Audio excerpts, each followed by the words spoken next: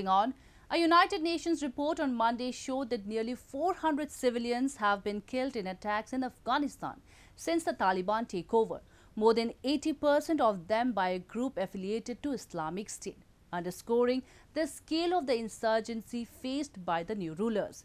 It covers the period from August 2021 to the end of February and said that 397 civilians were killed, mostly in a series of attacks by the Islamic State Khorasan group. The UN High Commissioner for Human Rights, Michelle Bachelet, said on Monday that nearly 400 civilians have been killed in attacks in Afghanistan since the Taliban takeover, more than 80% by a group affiliated to Islamic State, underscoring the scale of insurgency faced by the new rulers. It is the first major human rights report since the Taliban seized power from the former US-backed government in August, in a move that triggered deep concerns about a broader rollback of rights for women, journalists and others.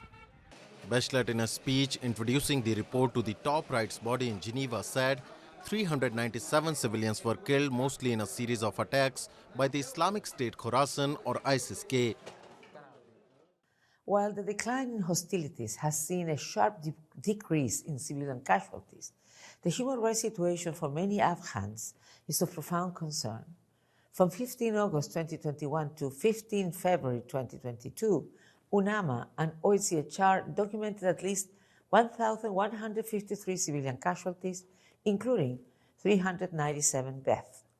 Several suicide and non-suicide attacks were perpetrated by ASKP against Shia Muslims, mostly from the Hazara ethnic group.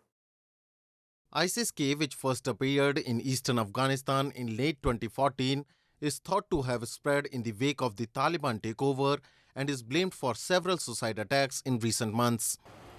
In the same speech, Bachelet said that Taliban rulers had curtailed women's rights and freedoms. She called for women to be allowed to fully participate in public life. A senior Afghan diplomat from the former government described a deteriorating human rights situation in his country.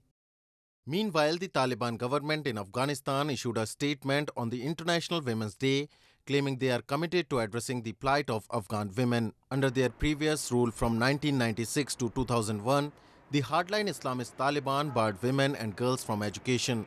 They say they have since changed.